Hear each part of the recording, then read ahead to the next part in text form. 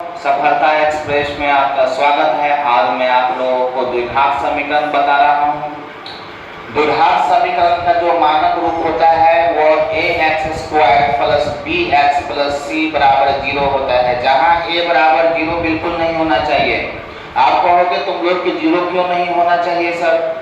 तो अगर हम a का वैल्यू यहाँ पर 0 दे देंगे तो ये क्या होगा? अगर a का वैल्यू अगर यहाँ पर 0 दे दो तो 0 इंटू x² हो जाएगा, और x² में किसी भी अंक में 0 से गुना होता है तो इसका वैल्यू क्या हो जाता है? 0 हो जाता है। तो जब ये 0 हो जाएगा तो bx प्लस c क्या हो जाएगा? तुम्हारा रैखिक समीकरण हो जाएगा, वो द्विघात समीकरण नहीं रहेगा। तो इसीलिए हमको द्विघात समीकरण बनाना है तो a बराबर 0 बिल्कुल नहीं होना चाहिए। अब है यहाँ पर कि सर इसका जो फॉर्मेट है वो तो द्विघात बहुपद जैसा है, तो द्विघात बहुपद और द्विघात समीकरण में क्या अंतर है? तो भैया कुछ अंतर नहीं है। द्विघात बहुपद में तुम लोग क्या देखा था कि यहाँ पर जो है सिर्फ ये फॉर्मेट था ax² plus bx plus c, और वहाँ पर क्या है? बराबर 0 है। तो वही अंतर है, कुछ अंतर खास नहीं है, दोनों समझो एक ही है, और दोनों का आंसर जो है भी क्या निकलेगा? सेम निकलेगा, दोनों का आंसर भी सेम निकलेगा। तो यहाँ पर लिखा हुआ है कि द्विघात बहुपद के शून्यक और द्विघात समीकरण के मूल। द्विघात बहुपद में हम लोग क्या कहते हैं? आंसर को शून्यक कहते हैं, और द्विघात समीकरण में आंसर को क्या कहेंगे? मूल कहेंगे। तो वही अंतर है, दोनों एक ही है, इससे घबराना नहीं है। अब बात आता है क्या कि इसमें जो कौन द्विघात समीकरण का हल निकलेगा और कौन द्विघात समीकरण का हल नहीं निकलेगा, उस पर विचार करने से पहले आपको क्या करना होगा? जो द्विघात बहुपद इस तरह से दिया होगा, आपको इस तरह से लिखा होगा कि इसमें जो है किसका आंसर निकलेगा, किसका आंसर नहीं निकलेगा, कौन वास्तविक होगा, कौन वास्तविक नहीं होगा। इसके लिए आपको क्या करना होगा? सबसे पहले विवेक्टर निकालना होगा, डी निकालना होगा। डी को हम लोग डिस्क्रिमिनेट कहते हैं, और डी बराबर जो फॉर्मूला होता है वो b² माइनस 4ac होता है। b² minus 4ac। डी बराबर अगर कोई कहेगा विवेक्टर निकालो तो डायरेक्ट जो है आपको ये फॉर्मूला का यूज करना है b² माइनस 4ac का, और आपका जो है डी निकल के आ जाएगा। तो अगर हम डी बराबर फॉर्मूला पर है b² माइनस 4ac, तो b² माइनस 4ac बराबर क्या होगा? डी होगा।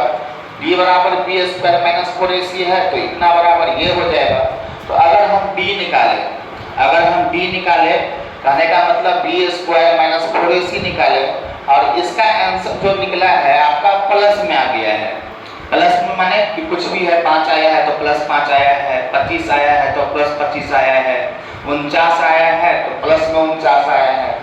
तो अगर वो 0 से बड़ा हो जाए, 0 से बड़ा का मतलब क्या हो गया? प्लस हो जाएगा, चाहे +1 +2 +3 अनंत तक जाएंगे हम लोग। तो ये प्लस में अगर आ जाए तो समझो कि मूल जो है आपका वास्तविक होगा और असमान होगा। इसका मतलब क्या हुआ कि दो आंसर तो आपका निकलेगा, क्योंकि ये द्विघात है तो द्विघात में कितना आंसर निकलेगा? 2 आंसर निकलेगा, और 2 आंसर क्या होगा कि वास्तविक के साथ साथ असमान होगा, दोनों आंसर अलग अलग होगा। जो भी निकले, अगर 5 निकलेगा दूसरा 3 निकलेगा, दोनों सेम नहीं होगा, अलग अलग आंसर निकलेगा। जो यहाँ पर लिख दिए हैं कि अलग अलग आंसर होगा उसका। फिर यदि हम d निकालते हैं, और d बराबर जो है फॉर्मूला जानबे करते हो, b² माइनस 4ac करके हमको बनाना होगा।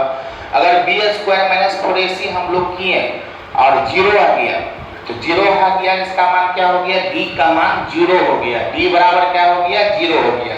यहाँ पर तुम d भी लिख सकते हो। तो d बराबर अगर 0 है तो मूल्य क्या होगा? इसका वास्तविक तो होगा, आंसर तो निकलेगा। कुछ भी आंसर निकले, आंसर तो निकलना ही है, और प्लस में क्या होगा? आंसर समान होगा, माने दोनों आंसर जो है आपका समान होगा, माने एक जैसा होगा। चाहे 5 निकला है तो दोनों का 5 हो जाएगा, 6 निकला है तो दोनों का 6 हो जाएगा, अगर 15 है तो दोनों का 15 हो जाएगा। या अगर उसका आप हल करना चाहते हैं तो हल करने के बहुत विधियां हैं। हाँ, ट्रिक से भी आप निकाल सकते हैं, या आप लोग जो है गुणनखंड विधि से भी निकाल सकते हैं, वर्ग विधि से भी निकाल सकते हैं, लेकिन आपको विधि बाद में सीखना है। अगर वो आप संक्षेप में निकालना चाहते हैं तो डायरेक्ट आप जो है -b/2a कर दो, आंसर जो है आपका निकल जाएगा। जाएगा, फटक दो आंसर निकल जाएगा। -b/2a करने से सिर्फ निकल जाएगा, इसका हल करने का कोई जरूरत नहीं है। करेक्ट आंसर आपको ऑब्जेक्टिव में काम आएगा। यदि b² - 4ac स्मॉलर देन 0, माने 0 से अगर छोटा हो गया है d का मान, तो क्या होगा बाबू कि छोटा हम कैसे समझेंगे? 0 से छोटा क्या हो जाता है? माइनस वाला।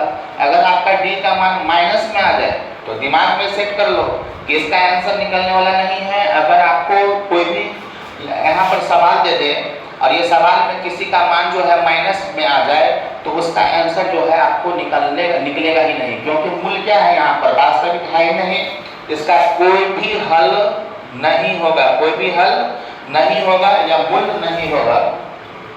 मूल हम लोग किसको बोलते हैं? शून्यों को बोलते हैं, हल को बोलते हैं। जो x का मान निकलेगा उसी को हम लोग बोलते हैं। यहाँ पर है क्या कि हम लोग गुणनखंड विधि से हल कर सकते हैं, वर्ग विधि से हल कर सकते हैं, और तीसरा जो है पर है ट्रिक विधि से भी हम कर सकते हैं, सिखाएंगे आप लोगों को क्लास में। और यहाँ पर जो है द्विघात समीकरण का सूत्र का प्रयोग करके हम लोग मूल निकाल सकते हैं। अब द्विघात समीकरण का मूल का फॉर्मूला क्या होता है? तो -b plus minus √b² - 4ac by में 2a -b plus minus root में क्या लिखेंगे हम लोग? b² - 4ac लिखेंगे और बाई में क्या करना है? 2a करना है। या अगर आपको ये फॉर्मूला यूज नहीं करना है तो इसके बदला में सबसे पहले हम लोग d निकाल लेंगे। d का फॉर्मूला तो होबे करता है b² - 4ac। जब आपको d निकल जाएगा तो वही d का वैल्यू आप इस फॉर्मूला में, क्योंकि d का वैल्यू क्या होता है? b² - 4ac होता है, तो यहाँ पर इनपुट करके आप अलग-अलग दोनों सूत्र का प्रयोग करके आप लोग भी मूल निकाल सकते हैं, द्विघात समीकरण का मूल निकाल सकते हैं।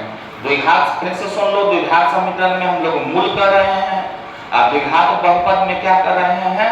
शून्य कर रहे हैं। आप देखिए यहाँ पर ये सारा बात आपके दिमाग में आ गया होगा। अब जो है हम यहाँ से जो है 4 क्वेश्चन लिखे हुए हैं, इसमें देखना है किसका आंसर निकलेगा, किसका आंसर नहीं निकलेगा, किसका मूल वास्तविक है, किसका मूल असमान है। यही जो है मूल की प्रकृति होगा कि मूल वास्तविक और असमान, वास्तविक और समान को मूल वास्तविक नहीं, ये सब क्या है? मूल की प्रकृति है, उसका प्रकृति कैसा होगा। तो चलिए हम देखते हैं यहाँ पर, ये यहाँ पर कुछ नहीं है तो एक होगा, एक हो सकता है। तो यहाँ पर ये a है, ये आपका b है, ये आपका c है। चलिए यहाँ पर मार्कर नहीं चल रहा है तो देखते हैं। ये आपका a है, ये आपका b है, ये आपका c है। तो a b c पहचानना तो आप सीख लिए हैं, बहुत ही आसान है। a b c। अब आपको क्या करना है? b का फॉर्मूला लगाना है। तो b बराबर फॉर्मूला जानते करते हैं कि b² - 4ac होता है। तो b यहाँ पर कितना है? -3 है, तो -3 का स्क्वायर हो जाएगा, फिर -4 का 4 गुने a कितना है? इसमें कुछ नहीं है तो 1 है, तो 1 गुना c कितना है आपका? -10 है, तो -10 हो गया। तो -3 का स्क्वायर करेंगे तो प्लस में 9 हो जाएगा, और ये माइनस प्लस हो जाएगा, 10 हो गए 40, तो 40 9 कितना हो गया? 49 हो गया। तो आपका अगर कहेगा विभक्तक निकाल लो तो विभक्तक का आंसर कितना हो जाएगा? 49 हो जाएगा। अगर वही कहेगा मूल निकालो तो इस फॉर्मूला में हम लोगों को 49 दे देना है, 49 का वर्गमूल यहाँ पे निकल जाएगा 7। हाँ, जो मान है आपको इसमें से बैठा देना है। a b c का वैल्यू पता ही है और b का वैल्यू भी आपको पता हो गया है, तो आंसर बिल्कुल निकल जाएगा। इसमें देखते हैं, आप कहेगा कि मूल जो है इसका मूल का प्रकृति क्या होगा, तो आपको 49 जो है प्लस में आया है कि माइनस में आया है? तो प्लस में आया है, आप देख रहे हैं +49 है। तो अगर प्लस में मान आता है तो क्या होता है प्रकृति इसका? कि मूल वास्तविक और असमान होगा। इसका जो आंसर जो निकलेगा अगर पुट करेंगे हम इसमें तो 2 आंसर निकलेगा, और दोनों आंसर क्या होगा? अलग अलग होगा। अब हम लोग बच्चे यहाँ पर देख रहे हैं, ये a है आपका, ये b है आपका, ये c है। तो यहाँ पर भी अगर d निकालेंगे हम तो b² - 4ac हो जाएगा, और b इसमें कितना है? प्लस में 1 है, कुछ नहीं है तो 1 है यहाँ पे। तो 1 का स्क्वायर -4 का 4 गुने a का मान 2 और गुने c का मान -6। तो 1 का 1 माइनस प्लस हो जाएगा यहाँ पर, 4 गुना 8, 8 छक्के 48, और 48 से 49 यहाँ पे भी हो जा रहा है। तो यहाँ पर भी d क्या निकल रहा है? प्लस में निकल रहा है। तो यहाँ पर जो है आपका फॉर्मूला में यूज करके या खंड विधि से या वर्ग विधि से आप लोग हल कर सकते हैं। इसका आंसर बिल्कुल निकलेगा। क्या आंसर निकलेगा? दोनों आंसर अलग अलग निकलेगा। मूल तो वास्तविक आंसर जिसका निकलेगा वो वास्तविक होगा। अब यहाँ पर देखो, उसका अगर डी निकालते हैं यहाँ पर तो क्या होता है, तो डी निकालते हैं तो बी स्क्वायर माइनस 4ac हो जा रहा है। तो b का मान यहाँ पर -20 है तो -20 का स्क्वायर कर दिए। अब फिर जो है हम यहाँ पर 4 लिख दिए और a का मान आपका 100 है तो 100 लिख दिए और c का वैल्यू कितना है वो 1 है तो 1 लिख दिए। तो क्या हुआ, 20 का स्क्वायर 400, तो 400 घटे 400 करेंगे तो कितना हो जाएगा, मतलब 0 हो जाएगा।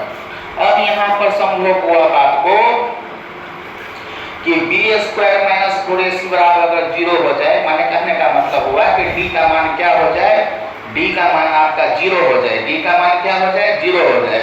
तो क्या होगा, मूल वास्तविक और समान होगा। मूल क्या होगा, वास्तविक और समान होगा। इसका दो आंसर निकलेगा और दोनों क्या होगा, सेम सेम होगा, समान होगा। अगर आपका इसका हल निकालना है तो चुटकी में निकल जाएगा। आपको कोई भी विधि का प्रयोग नहीं करना है, न गुणनखंड विधि का, न वर्ग विधि का, न ही त्रिक का, न ही द्विघात समीकरण का। करना क्या है, सिर्फ -b/2a करना है। तो अगर आंसर हम यहाँ पर करेंगे तो क्या हो जाएगा वो, अगर हम यहाँ पर -b/2a कर दे तो माइनस का माइनस तो फॉर्मूला है और b का वैल्यू कितना है, माइनस में 20 है तो माइनस में यहाँ पर 20 पुट कर दिए, बटे 2 का 2। अब गुने a कितना है, यहाँ पर 100 है तो 100, उसको आप रख दो माइनस माइनस प्लस तो 20 और 200 हो गया। 20 दान कितना हो गया, 200, तो 1/10 तुम्हारा क्या हो जाएगा, आंसर हो जाएगा। वही दो आंसर निकलेगा, 1/10 और 1/10, उसको 2 बार लिख लो, हो गया आंसर। समझ गया। अब है यहाँ पर क्या, ये जो है 2x स्क्वायर माइनस में 3x प्लस 5 है तो इसका मूल का प्राकृतिक पूछ रहा है। तो मूल का प्राकृतिक निकाल लोगे तो सवाल बनाना आसान रहता है। तो देखिए यहाँ पर हम d निकाल रहे हैं तो d बराबर क्या होता है, b स्क्वायर माइनस में 4ac होता है। अब b बराबर b स्क्वायर माइनस 4ac तो b का मान यहाँ पर -3 है तो -3 का स्क्वायर माइनस 4 गुने 2 गुने 5 हो जाएगा। तो क्या है यहाँ पर 3 का स्क्वायर 9 और माइनस 5 दूना 10 चौका 40 और 40 में से 9 में से 40 नहीं घटेगा, यहाँ पर माइनस में 31 हो जाएगा। तो माइनस में हो गया ना, 0 से छोटा हो गया ना, 0 से छोटा हो जाए d का मान अगर माइनस में आ जाए तो मूल वास्तविक होगा ही नहीं। इसका आंसर जो है आपको सवाल दे बनाने के लिए तो सबसे पहले अगर आपको बनेगा नहीं तो आपको कोई गुमराह करने का कोशिश करे तो सबसे पहले d निकाल लेना। d निकाल के देख लो कि अगर माइनस में है तो इसका मूल वास्तविक होगा ही नहीं, आंसर निकलेगा नहीं। तो आप बेकार में परेशान होते रहिएगा कि हम द्विघात समीकरण है उसको हम हल करेंगे, तो भैया हल नहीं होगा, इसका मूल वास्तविक नहीं है, इसका कोई भी हल नहीं होगा। कोई भी हल यहाँ पर लिख देते हैं, कोई भी हल नहीं, कोई भी हल नहीं या मूल नहीं होगा। तो ये था आपका द्विघात समीकरण का। और द्विघात समीकरण का हल करना, जैसे द्विघात बहुपद को हल किए थे आप लोग, इसी प्रकार से आप लोग द्विघात समीकरण को भी हल कर सकते हैं और इस फॉर्मूला का यूज करके आप लोग द्विघात समीकरण का हल निकाल सकते हैं। अगर मान लो कि अगर ये सवाल दिया है तो d यहाँ पर निकल गया है। अगर आप उसका आंसर निकालना चाहते हैं कि मूल कितना होगा तो इस फॉर्मूला में चलो हम बैठाते हैं, यहाँ पर देखते हैं यहाँ पर मूल, तो यहाँ पर माइनस का माइनस लिखेंगे, फॉर्मूला में माइनस है। b यहाँ पर कितना है सवाल में, पहला नंबर सवाल के लिए 3 है तो यहाँ पर हम माइनस में 3 लिख देंगे, फिर प्लस माइनस रूट d है तो रूट का रूट और d का वैल्यू कितना निकल गया, 49 निकल गया तो 49। अब बचा है 2a तो 2 गुना और a कितना है 1 है तो 1 हो गया। अब यहाँ पर हम कर देते हैं माइनस माइनस प्लस और 3 का 3 प्लस माइनस का प्लस माइनस 49 का 7 और बटा में 2 का 2। अब क्या होगा, फिर हम उसको किस साइड से बना रहे हैं, जगह नहीं है थोड़ा, तो इसको हम दो भाग में लिख सकते हैं। वो लिख सकते हैं 3 प्लस 7/2, वो लिख सकते हैं 3 माइनस 7/2, क्योंकि एक बार जोड़ भी लेना है एक बार घटाव भी लेना है। तो 7 में 3 जोड़ोगे तो हुआ तो 10/2 हो जाएगा, 2 से कट जाएगा, 10 का 2 पंचे 10, यहाँ पर 5 आंसर है निकल जाएगा। यहाँ पर 7 में से 3 गया तो माइनस में 4 हो जाएगा, यहाँ पर 2 दूना 4 हो गया तो -2 हो गया। तो इसका दोनों आंसर तो निकला, लेकिन दोनों आंसर क्या निकल रहे हैं बुआ कि 5 और -2 निकला है, दोनों अलग अलग आंसर है। क्यों क्योंकि आपका प्लस में 49 आया था, प्लस में 49 आया था, और डी का मान अगर प्लस में रहता है तो जो भी आंसर निकलेगा इसका मूल जो निकलेगा वो क्या होगा, वास्तविक होगा और असमान होगा। इसमें देख रहे हो कि मूल जो है क्या है, वास्तविक है और वो असमान है। वास्तविक माइनस में भी हो सकता है, प्लस में भी हो सकता है, इससे कोई गड़बड़ी नहीं है। तो इस प्रकार आप लोगों ने सीख लिया होगा। अच्छा लगा वीडियो तो चैनल को सब्सक्राइब कर दीजिएगा, लाइक कर दीजिएगा, शेयर कर दीजिएगा।